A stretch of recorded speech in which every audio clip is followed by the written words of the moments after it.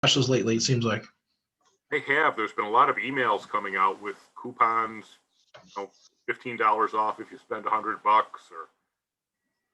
or all sorts of things coming out. They're trying to, I think, really push the businesses are coming into spring.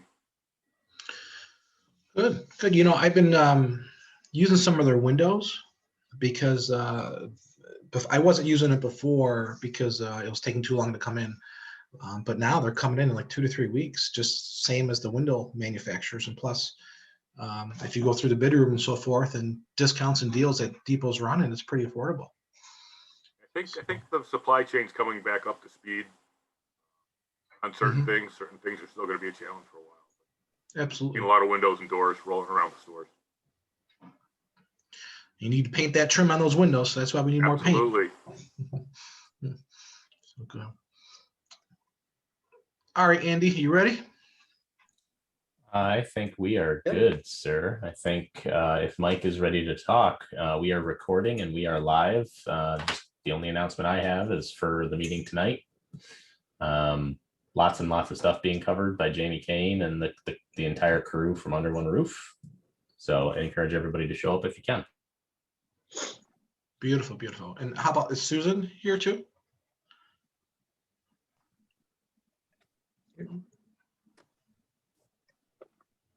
You were muted, Susan. Oh, Andy said it all. All right, very good. Well, good morning, everybody, and thank you for joining us once again.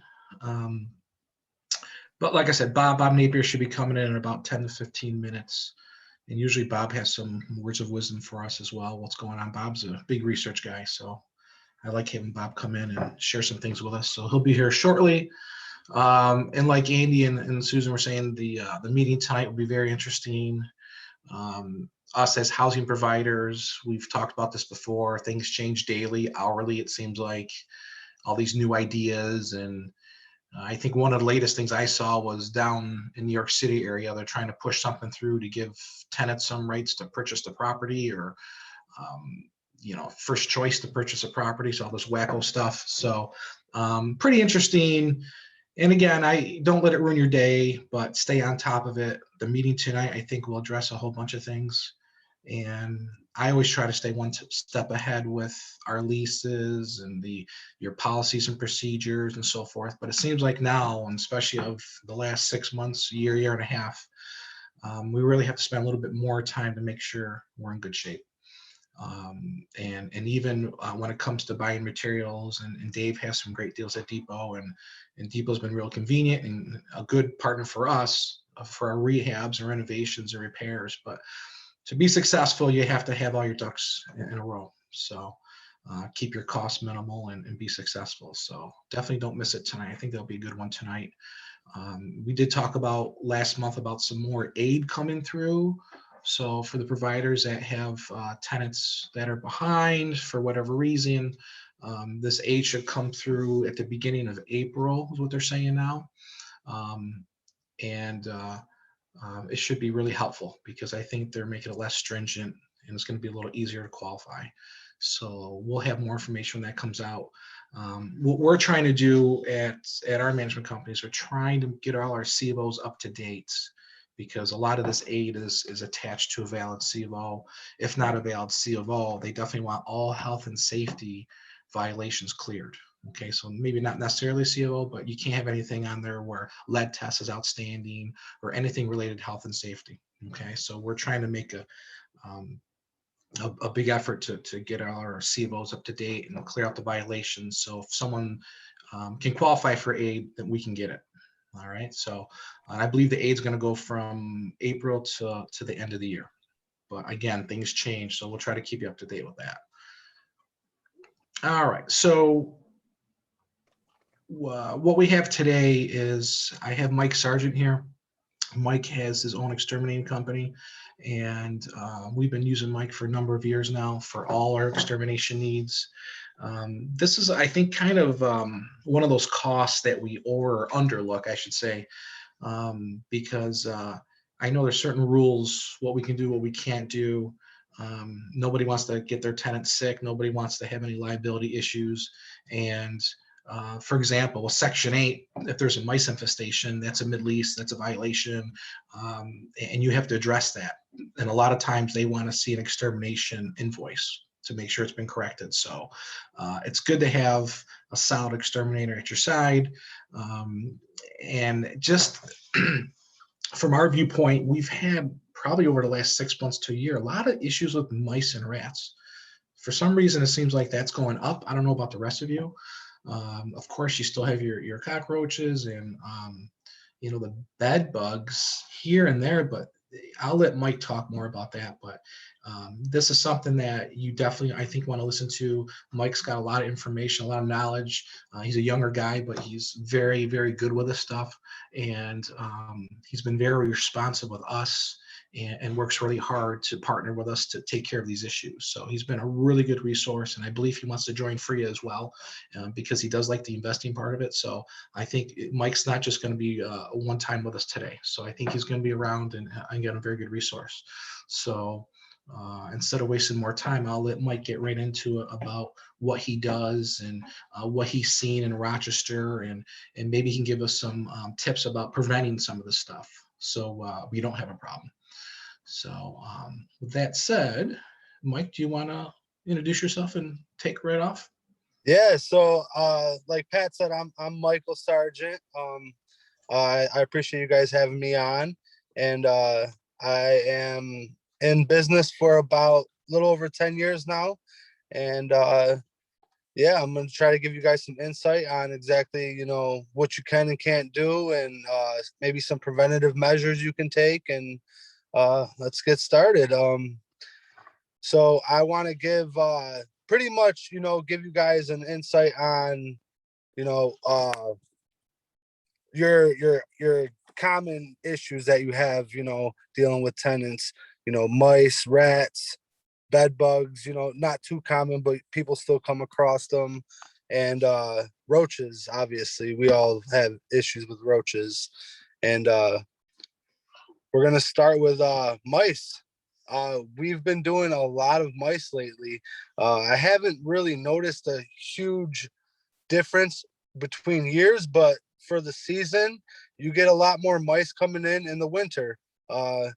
There's preventative things to do, but pretty much once you have mice in a unit, you can't go and cover up all your holes and try to seal holes and hope that that'll stop them. You do want to get some poison in there, or setting some traps can sometimes help, but usually the best thing is to call a professional and get it done the right way. I've dealt with a lot of properties where I go in and I see the Tomcat poisons from Home Depot, and they're not touched. They have a little clear top on them, you can see, and I'm there for a reason. They don't eat it. They're not really attracted to it, and sometimes it's best to just get a professional in there and get the issue resolved. Snap traps can sometimes work.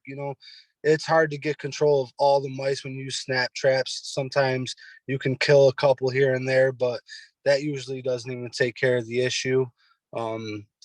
There's mice proofing, I guess you can call it, and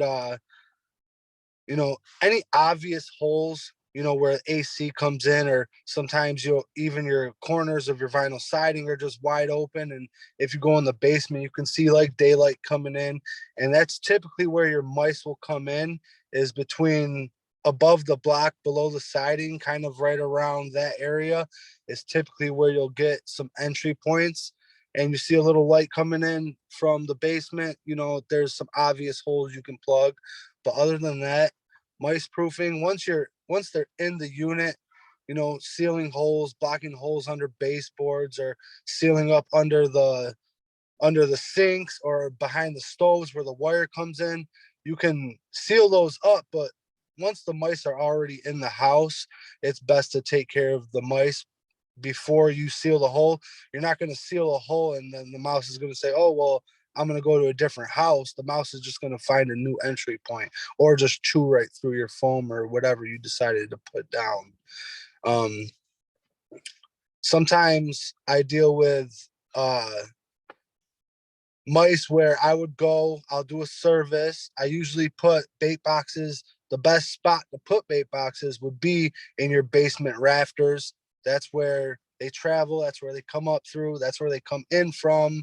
And that's where you are not. So they're more comfortable to, they're still warm down there. They can nest down there. And it's just a freeway for them through all them wires and through the rafters. So if you do decide to put down some bait, that's usually your best area to put them.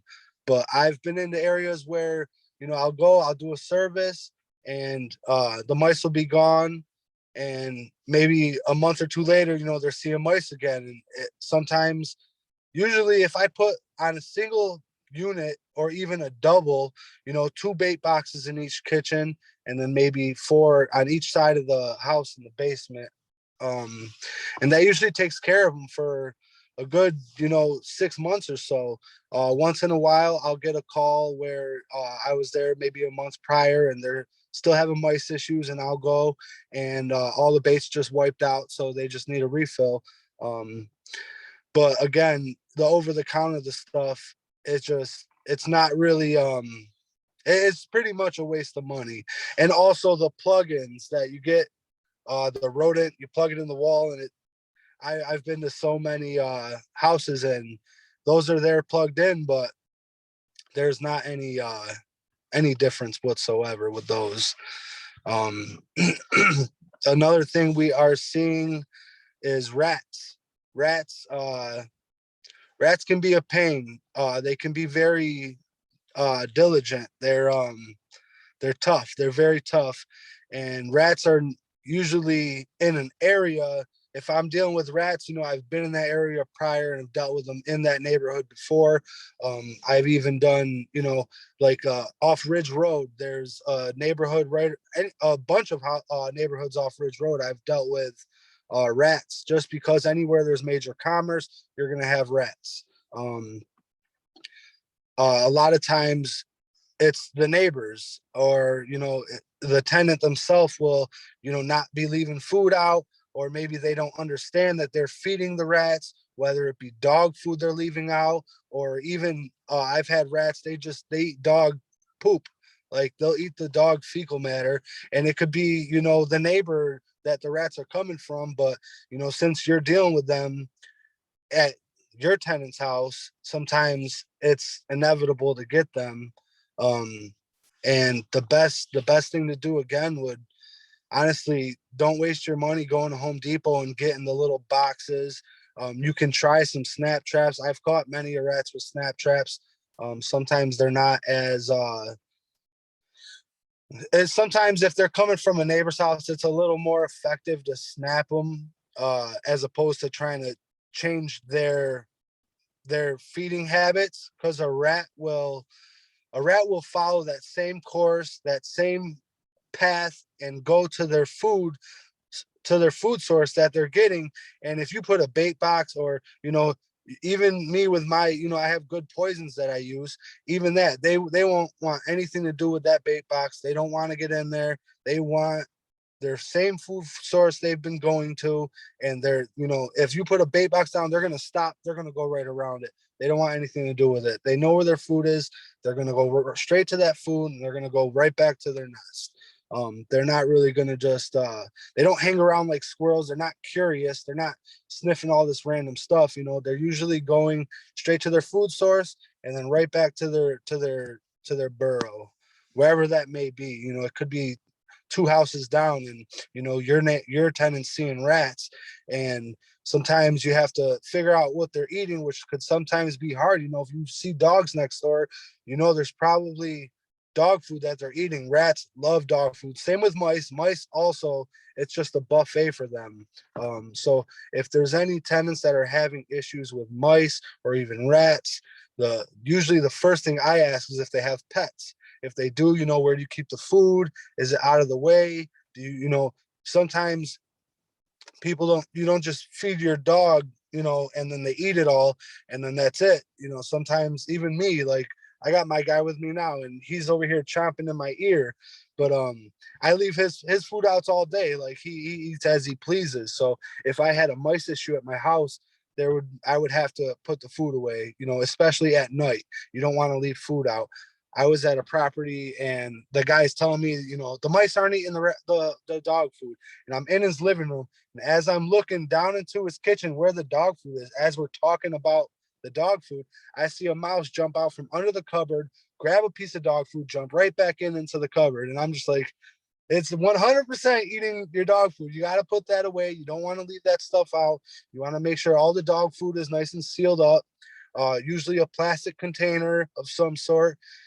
They can chew right through your dog bags for the most part. Rats with the same thing, they'll eat dog food. They love it.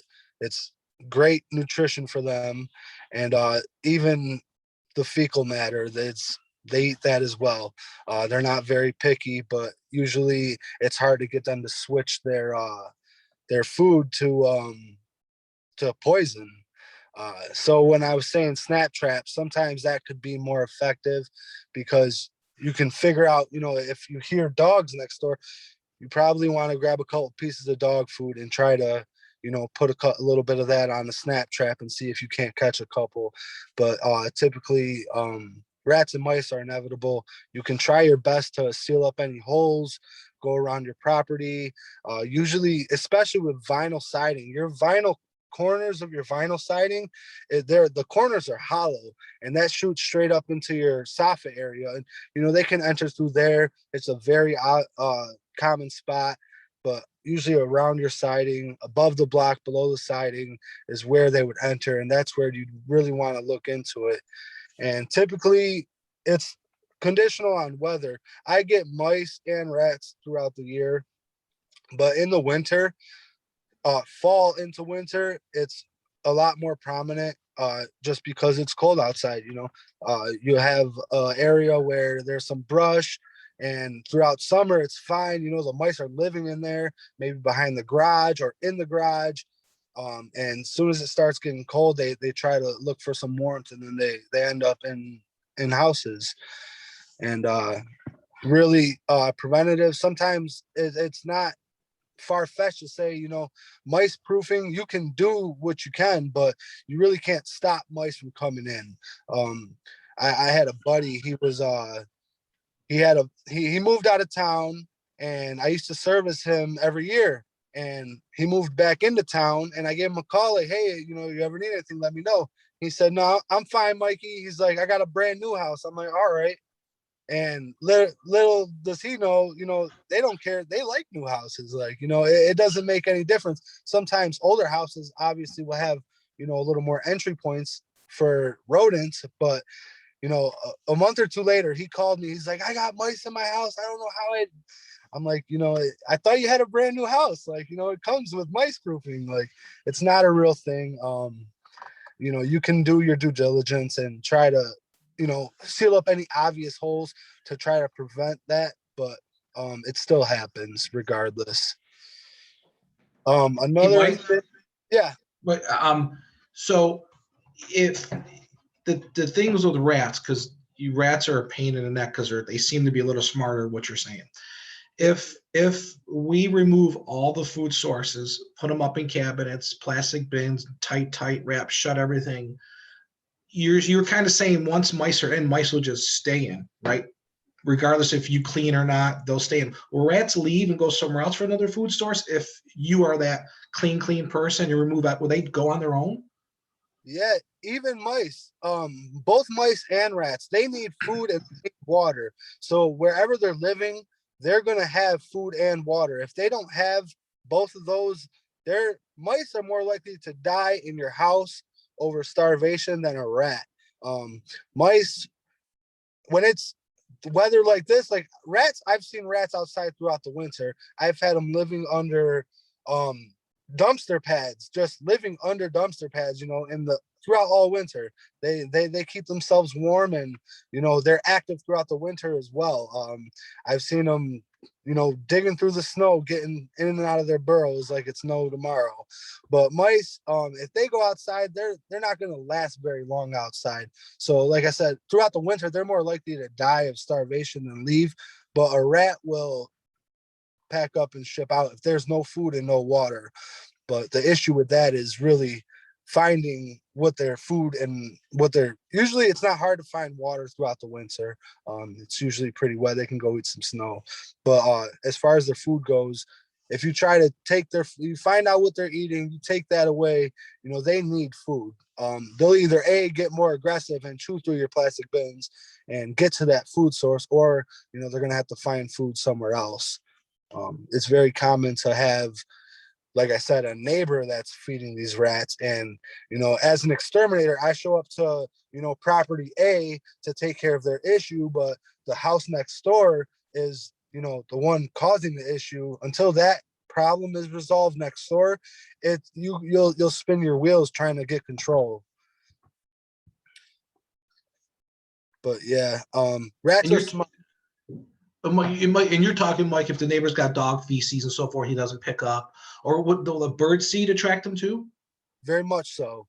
That's another question I ask frequently is, you know, are you feeding the birds? Or, you know, you look around at the neighbors, you see they have, you know, a big bird feeder out, and that will bring rats from places that you wouldn't even think have rats. You know, I did a job in Honeoye Falls in a very nice neighborhood, and, you know, the word rat would probably rattle the whole neighborhood.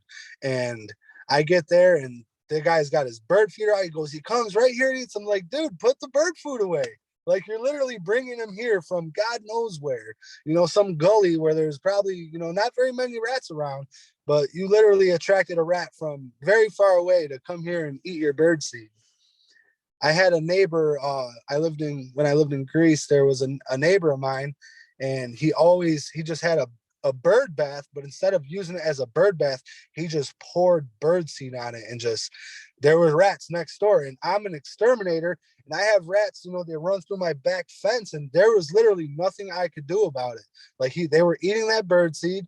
I put out bait boxes, they wouldn't touch it. Snap traps, they wouldn't touch it. And it's just, I would put bird seed on the snap trap, and they know where their food is. They're going around anything I put down. They go straight for their food source and then straight back. I remember we had screech owls. We had the owls would go in there and eat. And then we had, they would go and eat animals, because we had birds, we had squirrels, and we had rats all eating at the same time. And there was a tree, and there were some owls in there, and they would come and they were the only help with the rodents. But yeah, rats are, I always tell people, you know, rats are smart. Mice are, they're dumb, not to be rude, but they're not very intelligent. You know, they get on Snapchats more frequently than you will a rat. Mice eat the poison up quickly. Usually when I'm dealing with rats, you'll find that you can put a bait box out, and it might be, you know, a week or two before it's touched. And that's with removing a food source. I've dealt with rats where, you know, I'm spinning my wheels because I'm trying the best I can do in this property, but the next door neighbors are the real issue, and they're not doing anything to solve the problem that we're having.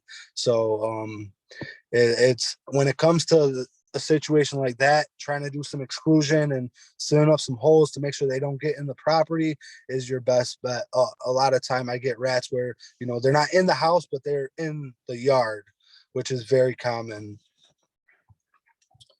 So yeah, any questions on mice or rats or any rodents? No.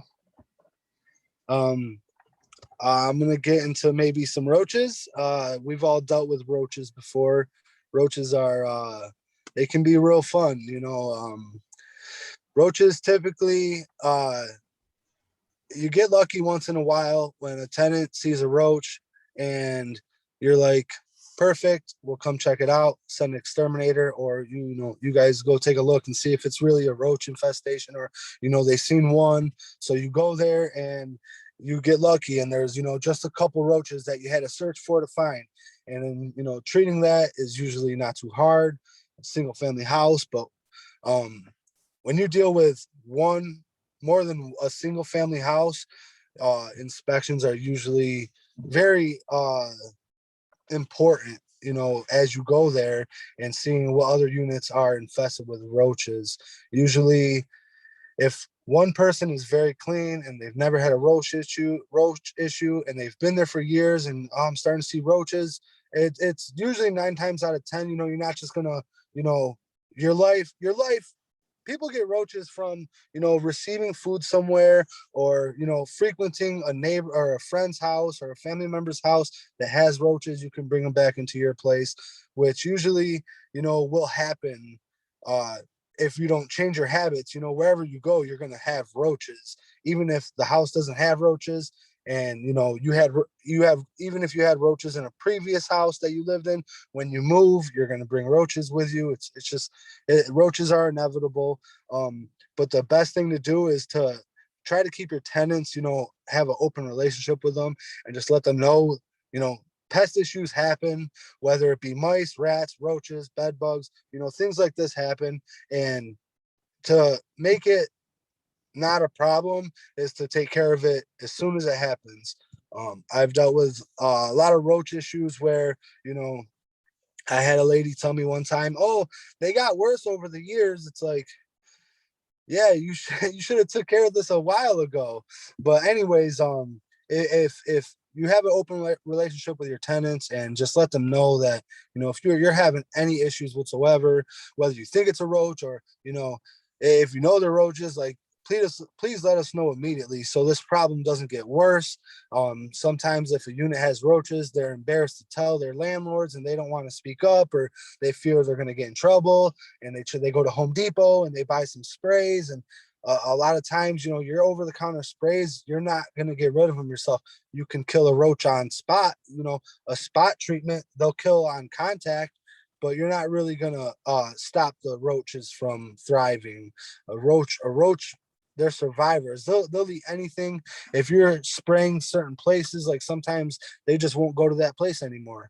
They'll eat the ink off of a newspaper. Like they're survivors. Cleanliness is a big deal. Usually if you have a place that, they don't clean very much, or, even if they do clean, but they don't clean around the stove alone, like roaches love, any kind of anything they can eat, really. But when you're not cleaning your kitchen and your cupboards are coated with a layer of food or other dead roaches because you've been killing them for the last 2 years, cleaning it is so necessary to make sure that even if you call an exterminator, to have them clean and wipe everything down and just do a good job, so that even when I come in, I'm able to treat the necessary areas properly. Sometimes if, like I was saying earlier, if there's a tenant that has roaches and they've been there for a couple of years and they're very clean and they're starting to see a roach here and there, so they don't want roaches. Nobody wants them, but they're the ones that are going to speak up and say something. It's usually coming from another unit. It's not too common for them to start bringing roaches in out of nowhere. So taking care of all the units, or at least inspecting all the units, is very necessary for roaches. You can buy over-the-counter roach baits, sprays, Raid and Home Defense and stuff like that, but it is, I don't know how many people are aware, but you can buy these products and bring them to your tenants and say, here you go, use this. That's totally legal. But for you to go there and apply pesticides, even though it's your property, it's not your dwelling, it's not where you live, so it's actually illegal to apply pesticides in a property that's not yours, like where you're living. You can bring over-the-counter stuff to your tenants and say, hey, try this, but usually it's not going to work as good as someone with a license, a professional material is going to work, and it's usually not done the right way, and it's very common to make the situation worse. If you're putting out baits and sprays, and if it's just over the counter stuff, you're just going to push them. It's way more important to get I understand it's a business and you want to save money wherever you can, and usually pest control isn't the place to DIY it. It can turn into a bigger issue. Sometimes with mice it's a little easier to put out some snap traps and make the tenant a little more happy and get them over till it's warm out again, and maybe the mice will shape up and ship out. But usually when it comes to roaches, you don't want to DIY it. Sometimes you can get lucky and they can see just a couple roaches, and you gave them some spray and they used it and it worked. But even if you use certain poisons and chemicals, you have to know to do preparation. Preparation is key when it comes to roaches. Preparation is very important. When it comes to rodents, make sure you don't leave food out. Make sure your place is picked up. When it comes to roaches, it's best if you're going to apply pesticides, you want the kitchen cleared out.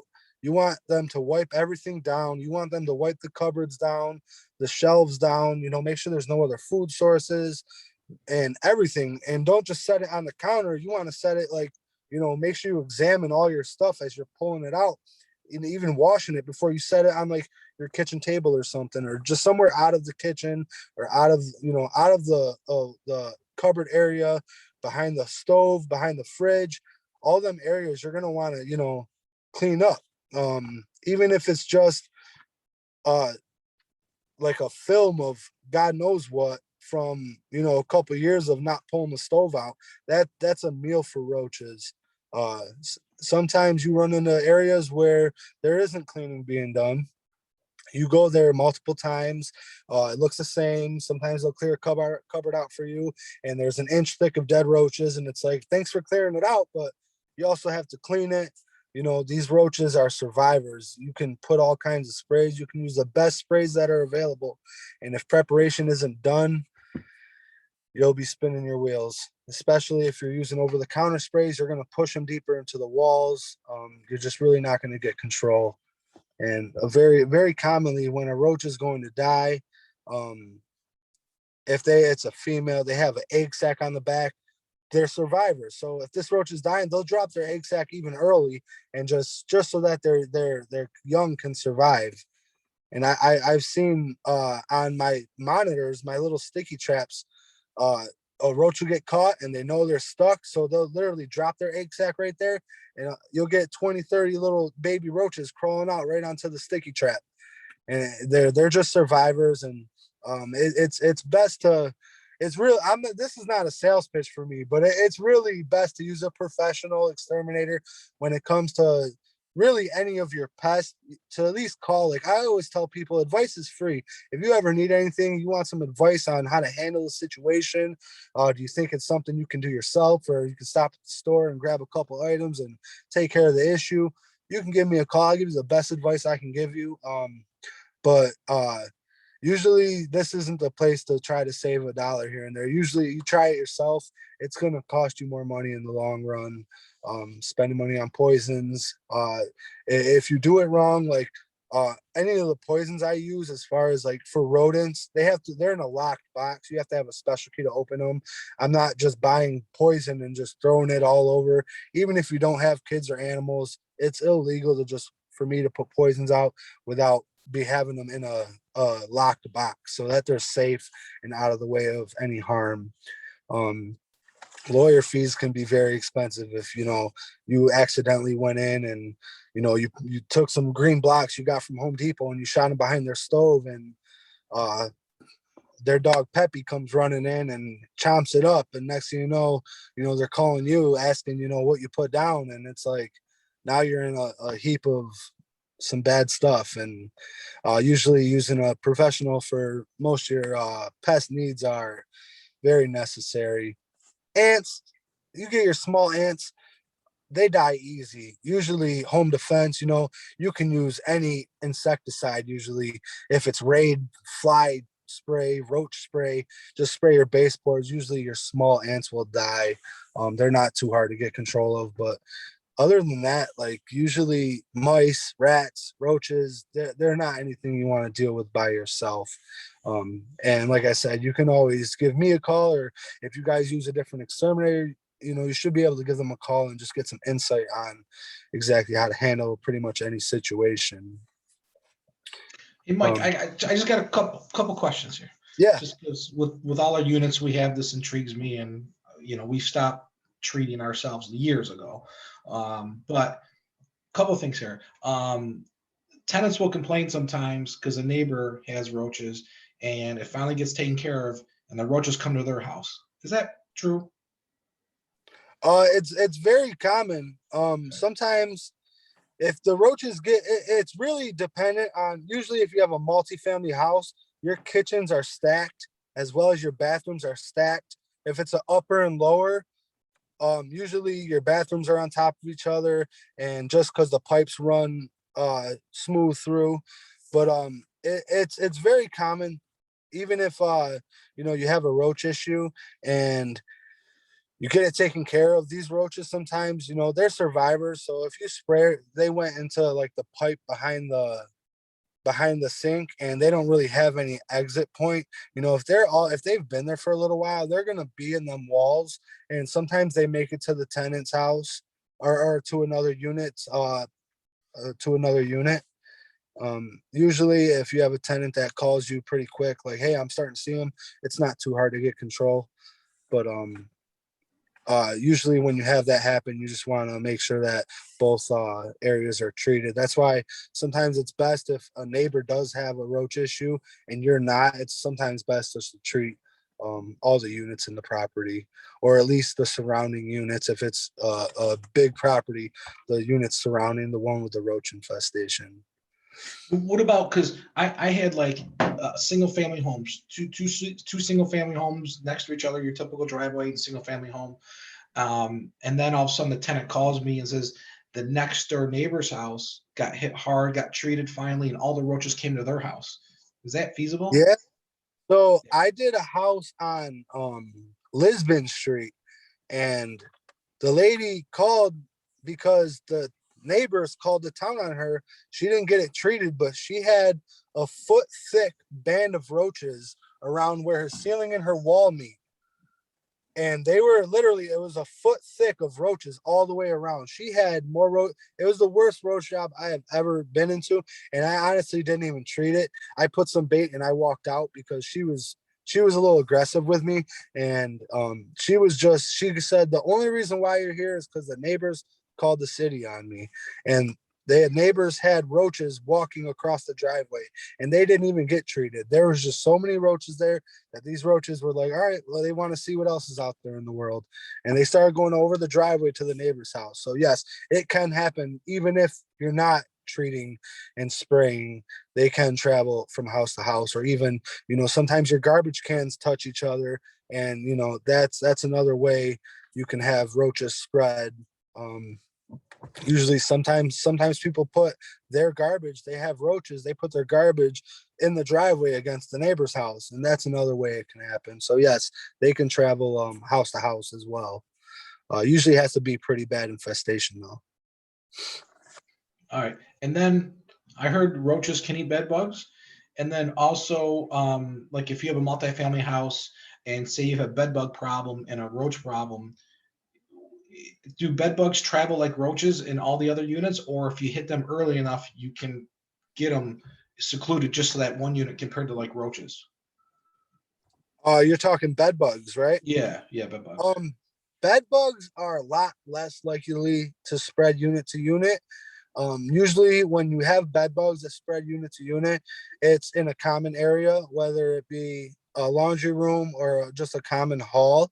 If there's like clothes left out, usually how it works is if you have someone that has a pretty decent infestation, or even just a couple bed bugs, usually them bed bugs are going to be by your bed.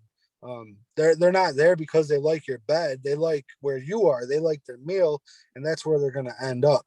So usually, if it's a bad infestation, maybe you'll have some bed bugs on your clothes or on your jacket that you might leave in a hallway. And then they can travel to other units that way. But typically, I've been in some pretty bad bed bug infestations where the neighbors don't have any issues at all. For them bed bugs to travel to another unit, it'd pretty much have to have some kind of common wall where the bed bugs are sensing that there's other things to eat up there, other humans up there.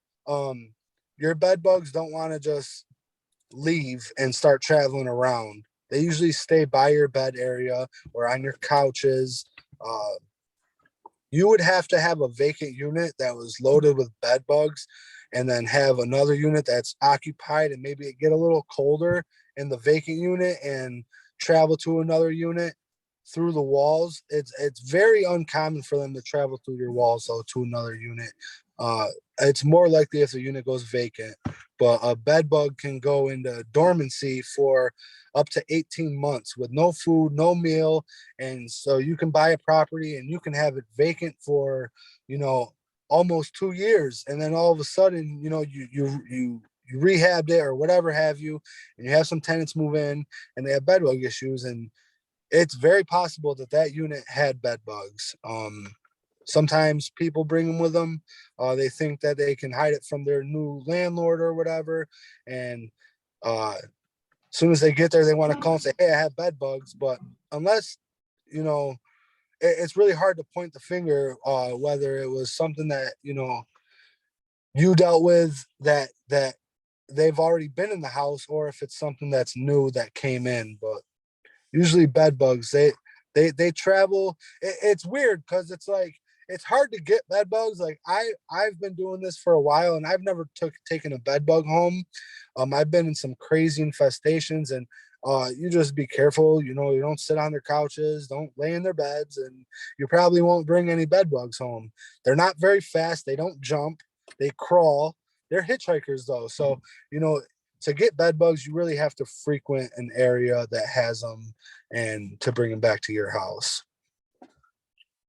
But no, they don't travel like as much as roaches do. Do So, roaches yeah. eat them? I've never heard of that, honestly. I would imagine so. Roaches will eat anything, so I don't see them not eating bed bugs. I can see that happening for sure. I'll have to look into that because it could be my new form of treatments. I'll just drop a box of roaches off, take care of bed bugs. Right. Roaches are a lot cheaper to treat than bed bugs. Bed bugs. Anybody have any questions on roaches? I have a question. I'm in and out of houses with roaches all the time. I'm a realtor. And I've always been told that you can step on an egg sac or something and you can possibly take roaches out with you if you do that. Is that true? It's possible. With exterminating, what I've learned is you can say, anything is possible, but it's very unlikely. I've stepped on thousands of roaches. I won't say millions. I haven't been around that long, but I've definitely stepped on thousands of roaches. And I brought a roach home one time, and that wasn't on my boot. It was in my boot, but I had brought a fridge home from an apartment complex, and I seen my poison on the back. I seen some bait gel, and I didn't think nothing of it. And who knows why they were giving me this fridge for $20. But anyways, I took it home and there was a roach by my boot. I killed it real quick. And that's the only time I taken a roach home, or any bug for that matter. You can, but it's possible if you step on it the right way and it gets into the crack of your boot, and you can very well take them home. Okay. It's not very likely though. Usually if you're in a place where there's a lot of roaches, floors moving, I won't stop moving my feet. I just keep stomping my feet up and down, and just keep your feet moving so that they less of a chance of them to run up your leg, which is, it really gives you, I've had that happen one time as well, where a roach ran up the back of my leg, and it's not the most desirable feeling, that's for sure. My biggest problem has been fleas. I've had to get undressed outside and, you know, leave my clothes out in the backyard to get in and not bring fleas into my house. I just go and get a can of spray of Raid and spray my whole body down with it Yep. when I know I've come into contact with fleas. But that's my biggest worry. And I'm glad that you said something about the bed bugs and not being able to get them if you're not sitting on their couch or their bed. Because when a tenant tells me Right. they have bed bugs and I'm standing in the middle of their bedroom, I'm like, oh no, here we go. You know, so thank you Yeah. for that. Yeah, for sure. You don't want to, and obviously don't sit on their beds. Try not to brush up against anything.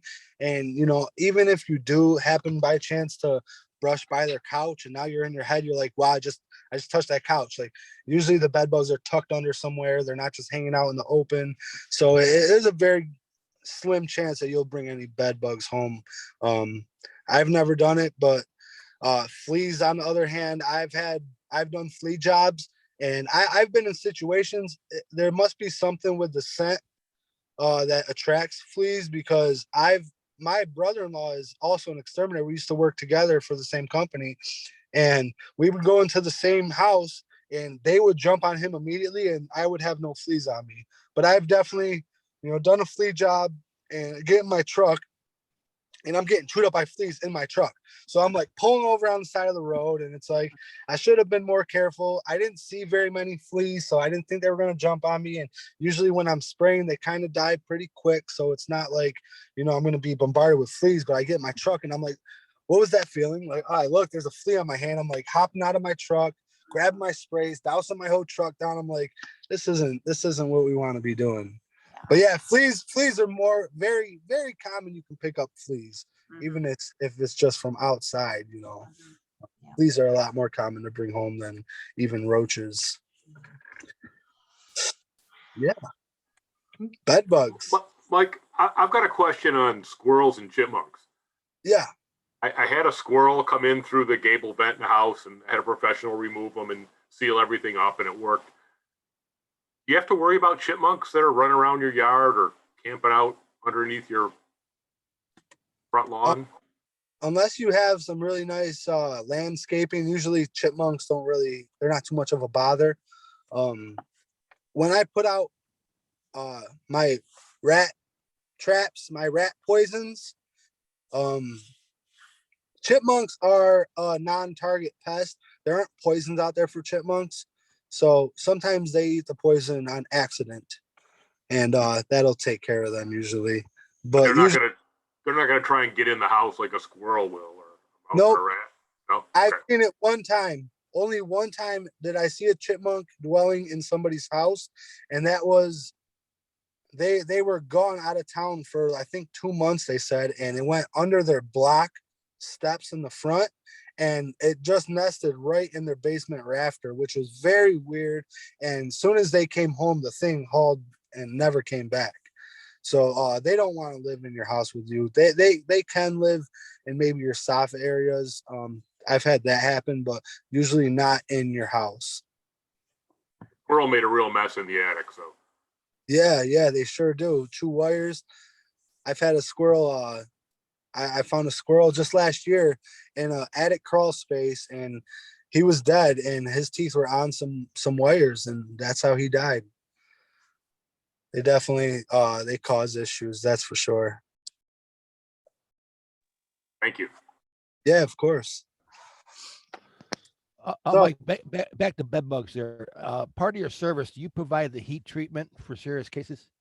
No, I do not. I never got into the heat treating. It might be something I might look into in the future, but as of right now, I've done hundreds of bed bug jobs, maybe thousands, and I always get control using chemicals. Heat treatments isn't something that's commonly asked of me, so it's not really a route I want to follow. There's a lot more into heat treating, and I'm not really knowledgeable about, you know, the whole process, and it's something that, you know, if it ain't broke, don't fix it kind of deal. But if it's something that, you know, might be needed more here in the future, then it might be something I look into, but usually chemicals is my route. I did step away for a minute. Mike, did you cover bats at all? No, I did not. So Touch bats, upon, yeah, touch upon. yeah, we can talk about bats. Bats are usually something that I just got a call last night for bats. My a friend of mine, he's got a house on Cayuca, and they just redid it all, and they've never seen a bat at all. And now since he gutted the whole place, everything is spray foam. There's no walls. It's completely gutted, and he's killed 3 bats. And he's like, I just sealed everything up. Like there's not any more coming in. So when it comes to bats, it's usually your soffit areas or around your chimney, or maybe your vents, maybe your louver vents, or maybe your ridge vent on your roof is a little lifted.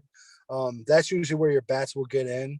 A lot of places, probably a lot more than you guys know, do have bats, but they're not usually a problem that the tenants recognize or ever become a real issue. You know, as long as they have their in and out point, they're gonna go unnoticed. Sometimes bats do get into houses, and it's typically around wintertime when it's really hot in the summer. When wintertime comes, they kind of, I believe they go into hibernation almost. But in the summer when it's real hot and they're trying to hang out in them roofs, sometimes they'll slip down. I have them where they come down all the way into the basement, right inside the wall, and I'll find them in the basement, or they'll come in through a light fixture, and you'll see them flying around a bedroom. And usually bats aren't a very common issue for me. Usually I'm just grabbing a quick bat real quick, and usually it's 3 o'clock in the morning and I get an emergency phone call to go pick up a bat. But usually they're not too big of an issue. If you do have bats and you do want to get them taken care of, usually it's a construction matter more than anything. You know, it's usually having to seal up your soffit areas, just finding entry points. Sometimes it's if you have like a dormer on your roof, usually right in the corners of your dormers is a very, very common spot to have bats coming in. But yeah, I don't deal with bats too often. Thankfully, they're not my favorite thing to deal with. That's for sure. They get a little scary. So yeah, any questions on anything we've talked about so far? Mike, I was just answering text, but Greg Brooks here said that if bats are inside, how do you get them out before sealing the house up? So there are products that are like it's like a one-way flap almost, but I've never used them, and usually I don't deal with bats so much because I usually don't get into the construction aspect of the business, as far as like, you know, still fixing soffit areas and, you know, climbing up on roofs and all. I usually don't get too far into that. I do have wildlife people I do recommend that do seal up your entry points, and they have a lot better eye for that type of stuff. So I just kind of reference other wildlife people to take care of your bat issues. But usually sealing up outside is your best bet. It's something that you can do, but you'd want to do it, you know, when the bats obviously aren't in there. So having a good inspection, which could sometimes be hard because you can have a crawl space that you don't even have entry to, or you have a little 1x1. You got to crawl through a ladder to get to a crawl space and try to examine where they are. And even at that, like you're talking about grabbing these things with your, you know, you suit up, you know, make sure you're covered very well, but you're still just, the only way to get them is to grab them or use a net. Sometimes you can use a net and they'll get caught up in the net. But even so, you know, it'd be very hard to find every bat that's there. So that's why sometimes people use it. It's like a flap that closes after you have to find their entry point, and then you have to put this product on that they're allowed to exit but not enter. And sometimes people home make them even with a Coke bottle, where you cut the cap part off and just kind of, make it so that they can leave but not come back in. I've seen people do some makeshift stuff as well, but usually bats aren't very common for me. And if they are, I'm usually just grabbing a bat that got into a house, and I'll let the property management company know, or have maintenance take care of where the entry point could be. Sometimes stealing bats out can be very costly as well. Thousands of dollars for bat prevention sometimes, because sometimes you get them coming in above your fascia, but below the side, below the roofing. So there would be a gap there. Now you're talking trusses and taking your gutters down and trying to lift your fascia back up, and dealing with your soffit area now, and it can get very costly to try to stop bats from coming in. Sometimes just putting up some fencing, some chicken wire, your bet. And squirrels, how would you get rid of squirrels? Just your traps you set in the attic? Yeah, trapping squirrels is usually the only way to take care of them, trapping them out. If you try to do some exclusion while the squirrels are still living in there, I've put up chicken wire before, and I've had them just chew a new hole. So usually getting the squirrels out is your best bet to trap them out and remove them. Sometimes you'll get 5 to 10 squirrels that are inside of inside of an attic or a crawl space, and that can also be very costly. Squirrels are they're definitely something that is not just a one-time stop. It's definitely, even after you trap them all out, you're still going to be checking your traps for the next couple of days, making sure there aren't any more. You'll never get rid of squirrels if there's babies inside. You're gonna have to get rid of the babies first. Yes, you'll definitely.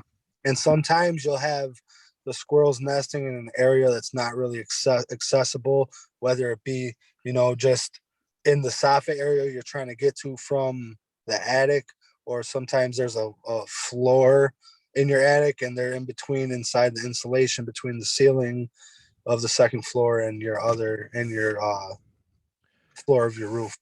Got a little trick for you, Mike. You'll get rid of them. You'll watch them fly right out of that soffit. I use a foghorn. Really? Right up in there. Yeah, right up in there. The thing you hear at the soccer stadium, they're gone. Wow, seal it up.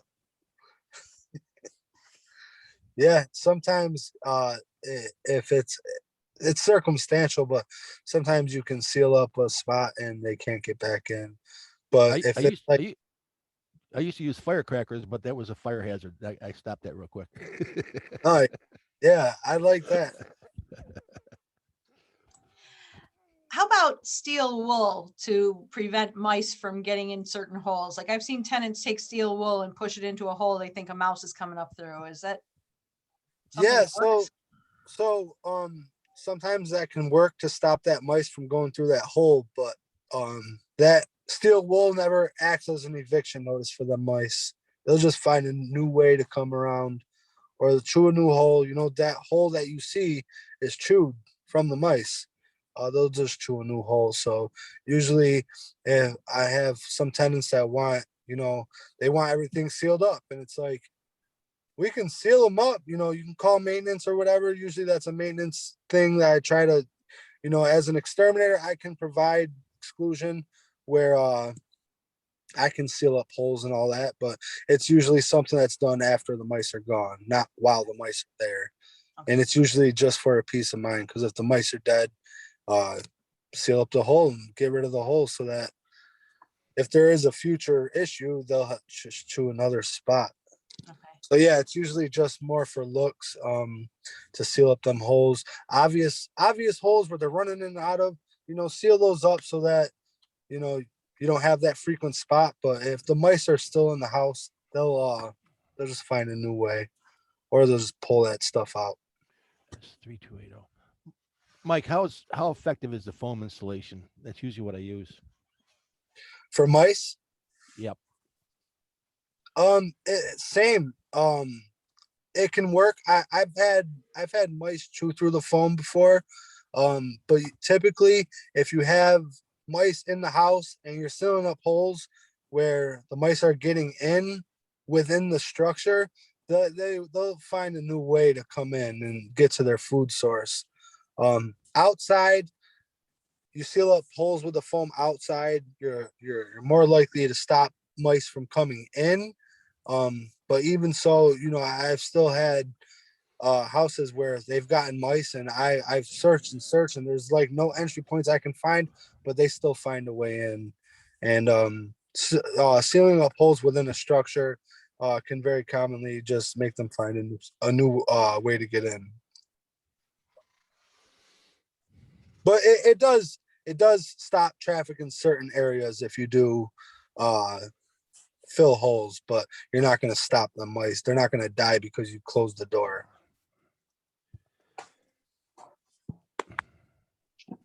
Hey, Mike, I just want to thank you for giving us all your knowledge and wisdom today. Yeah. And Pat for choosing the topic, because we've been hammering on a lot of other things for a while, and this is kind of a refreshing change.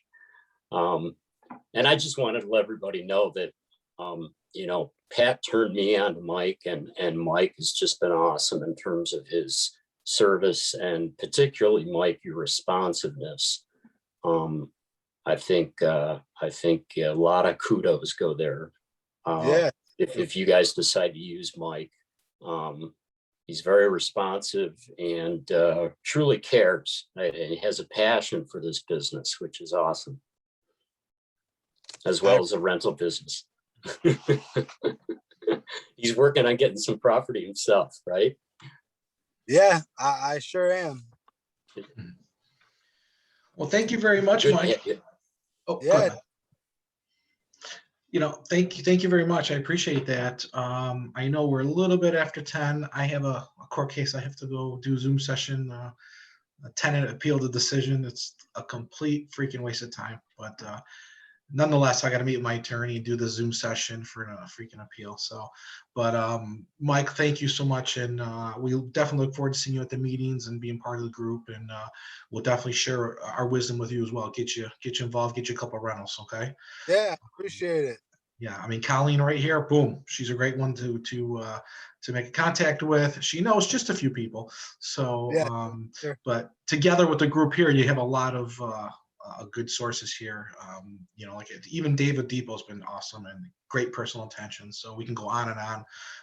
Who does really well here. So I think just to wrap it up, I asked Colleen just a few minutes ago if she can talk about the market, because everything does change and there's some opinions on the market, rates are low, yada, yada. But if Colleen can kind of share what's going on locally, what are we seeing opportunity wise? Is this still a seller's market? And I'll give it to Colleen. Still a seller's market. So much so that at my showing yesterday of 2 4-families in the 19th ward, we had a hot dog truck to serve the masses of people that were coming in to see the houses, and also feed the tenants who allowed us to go in and see the 8 different apartments.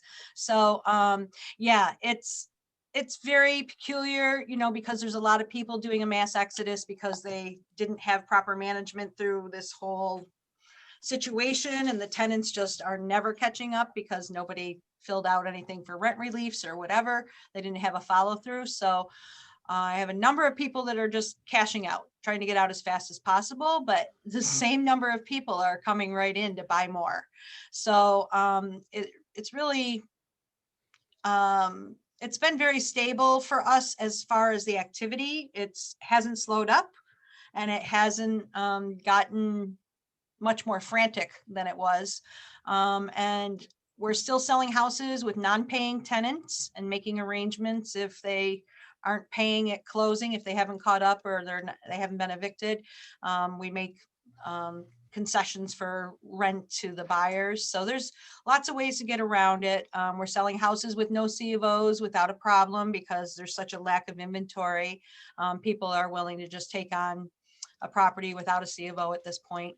So if anybody's interested in selling, let me know. If anybody's interested in buying, let me know, because we have a lot of both.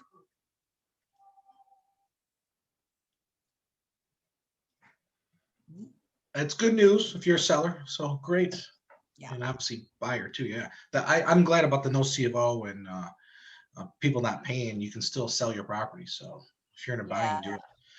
When it all Awesome. started, when COVID all started, Steve Peterson and I sat down and tried to brainstorm the best way to handle it. And honestly, what we've been doing is giving a 3-month escrow to a buyer. If we get to the closing table and that tenant hasn't caught up, we take 3 months rent. They hold, the seller's attorney holds it in escrow. And if it takes 3 months to get the tenant out or more than 3 months, then the buyer gets that whole 3 months of money. If they get out a month and a half into it, then the seller gets whatever's left of the 3 months back. So it kind of just keeps them not losing money right off the bat due to this tenant who isn't paying. It gives them an opportunity to make arrangements with that tenant or get that tenant out, hopefully at the end of 3 months. God only knows with the eviction moratorium and the speed of the courts, but that's the plan.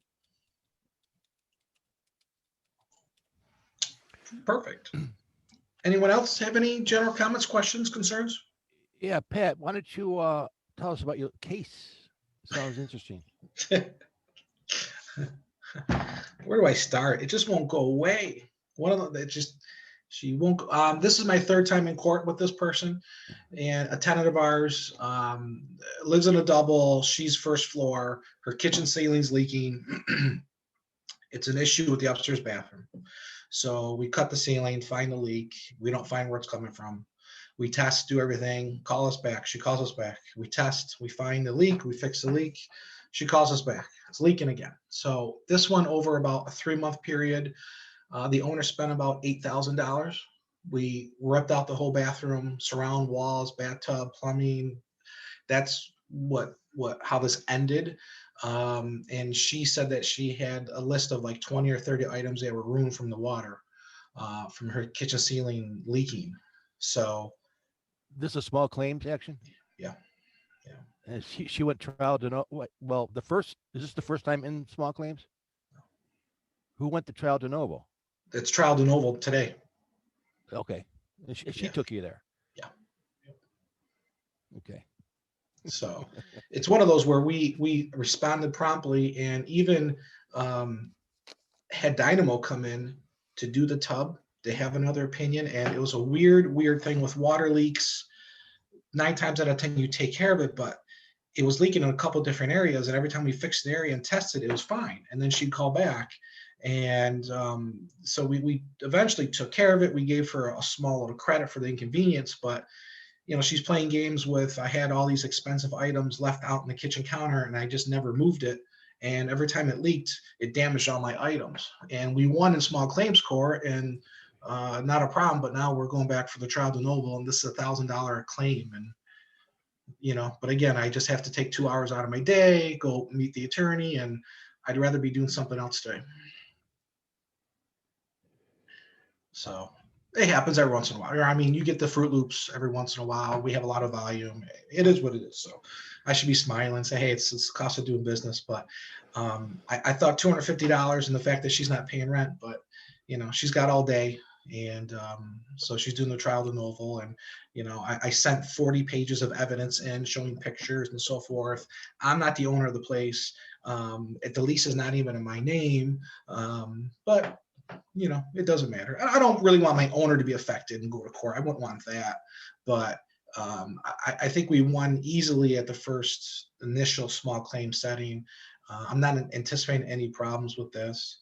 It's just I've tried to talk any rationale, common sense with her, and she's one person I couldn't get through to. So it is what it is. So I will be there. What is trial to noble? It's in small claim. From what I understand, if you disagree with your small claims court decision, you can pretty much appeal it. And they call it trial by de novo or whatever. And this is her appeal. She brought me to court, she lost, and now she's appealing that decision. Now we're going in front of a real judge in a setting and pretty much replay the case again. I saw the evidence she had, because you have to submit your evidence with everything on Zoom. You have to submit it. So we emailed all the evidence we had, all their color photographs, all our receipts or bills. I got a timeline when we responded to every call. She also submitted evidence of a video, and her video shows water leaking from her kitchen ceiling onto the countertop. No items were there. It's leaking on the countertop. Most people would put a bucket there and take care of it, but that's the only evidence she has presented for this case. So It sounds like you're going to win this one, Pat. Let me elaborate on the trial de novo. So this is going to go to a real court. The rules of evidence, rules of the court apply. Where in small claims it does not. This judge doesn't know anything about what happened in small claims. So it starts over. Trial de novo means the trial to start over. And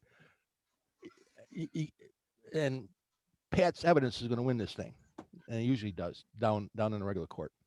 Yeah. So Thanks. All right, Bob. Bob, you want to take over for the last couple minutes? Like I got to get down there and get down there for this. So it was good seeing everybody. I'm gonna take off. Okay. See you, Pat. All right. Thanks, Thanks, Pat. Thank you. We'll see you. Yeah, anybody else got any questions, burning issues, needs? Well, let me jump in, Bob. So as most of us, first of all, everybody make sure they're on Zoom tonight, general meeting. You're going to get the latest updates on where we stand with the eviction process, the rules that's changing by the day from Jamie Kane. Beautiful. So make sure you're on tonight. She's going to have everything there for us to know. But in regards to the rent assistance stuff, we have $22 million sitting in a bank, and the rollout is under construction in terms of how, who, when, where. And on March 18th, there's a steering committee to establish the rollout. Beth and I are on that. Somewhere in the first part of April, applications should be available to apply for rent assistance. So look out for that. Carl, will this be part of that small business relief? So in other words, is this gonna tap in? Is this gonna help us with that tenant that's basically refused to pay? You're absolutely correct. You're absolutely correct. So this is specifically for back rent assistance, and also added in utility assistance. I don't know how that's going to roll out. But $22 million is for the entire county, not just the city. The city got $6 million. The county got 15 million. They're going to combine the program together so not to have two duplicate programs. And one of the changes that I understand that's really, really good is that we get to initiate the application. We're in control.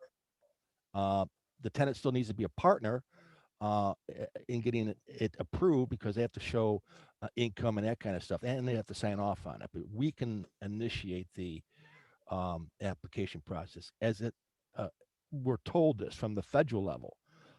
Unfortunately, we're hearing that the agency who's going to administer this program gets to pick and choose those things in terms of how far back the rent. The federal law says we can go back a year. The local agency may say, well, no, we're only going to do 6 months. But we don't know what the details are yet. But they have control of more of the details locally. Then they don't have to adhere to the federal standards. Carl, from the package perspective for each tenant, anything we should start gearing up for in terms of preparation? So in other words, great question. So exactly. So right now it is their proof of income. Start working on that. Also check your properties, make sure there's no health and safety issues on them. That's going to stop it. So those are 2 things right now we can work on.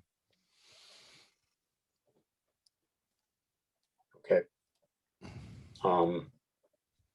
And will this apply to, you think, to folks that have been folks that have left on their own, owing money? And what if you don't own the property anymore?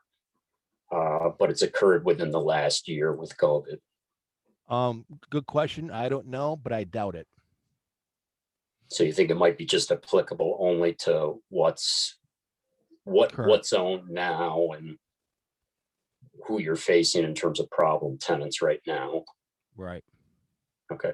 That's the intent of this program. That's a new twist that I haven't heard of before. You brought it up, but I don't think that's going to be part of it, Bob. Yeah, just because, I mean, so many people, of course, have sold things, myself included, that were, have problematic tenants in there. As Colleen was just mentioning,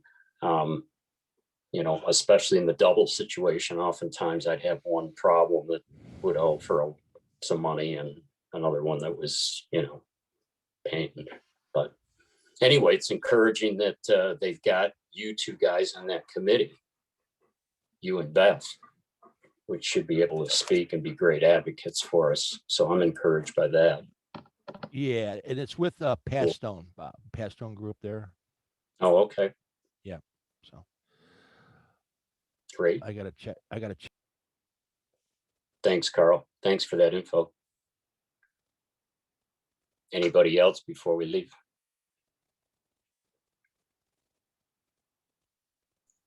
Tony is asking, can tenants apply to different agencies for assistance? Pretty sure that the answer to that was yes. It was part of the initial requirement to get any type of eviction moratorium, was that they had to sign that they had applied to every agency out there. And there were, I think, multiple lists. Most landlords were distributing the lists to their tenants on some sort of form saying, here's all of the aid we know you can apply for. Have you applied for it? Yes, no. And the longer this is dragged on, the less responses from the tenants most landlords have seen. But outside of that, there hasn't been a lot of updates around it. Yeah, Andy, I think that's a great point. And obviously there's always 211 that people can call, but I think the biggest key there is if you've got a tenant that wants to be cooperative and wants to work with you and wants to, has no problem signing the papers, you should be able to find something for them. Unfortunately, it's these people that don't want to cooperate, even though there's, thousands of dollars of free money on the table to solve their issue right now, which is just absolutely ludicrous, but they just still want to fight and argue and not want to cooperate. Those are the really difficult ones and the extremes, of course. But yeah, anybody that's trying to be cooperative, definitely should be some inroads out there. So try 211, try Catholic Family Charities. There's a whole host of other ones, of course.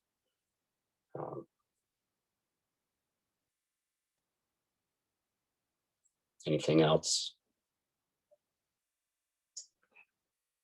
All right. Well, I guess we will let everybody go. Andy, thank you again for all the technical genius in the background, especially for getting me on this morning. Oh, you're fine. No worries there. Multiple tries. All good. Will that same passcode work tonight if I need No, totally different. No. So there's that button. You should be able to click it. It should open a little box that says, do you want to join the Zoom meeting? You say yes, and it should take you right to it. Yeah, that's usually the way it goes for me, but this morning not so. Yeah, just clear your cookies. That's the only thing I could think of that caused it, was there was some sort of bug, because the passcode hasn't ever changed for any of the meetings. So like this meeting is always the same Zoom and always the same passcode every single month. The PM is different. The all the other stuff, they're all different times. And how do I clear cookies? Go to the page. You can just hit Control and F5 on the page, and it'll load it to what's current and make sure that it sees the page as it is. So you just hit the Control key, hit the F5 key, it'll reload the entire thing from scratch. Okay. All right. Thank you. Yep. Have a great day. We'll see you tonight. See everybody tonight. Okay. All right.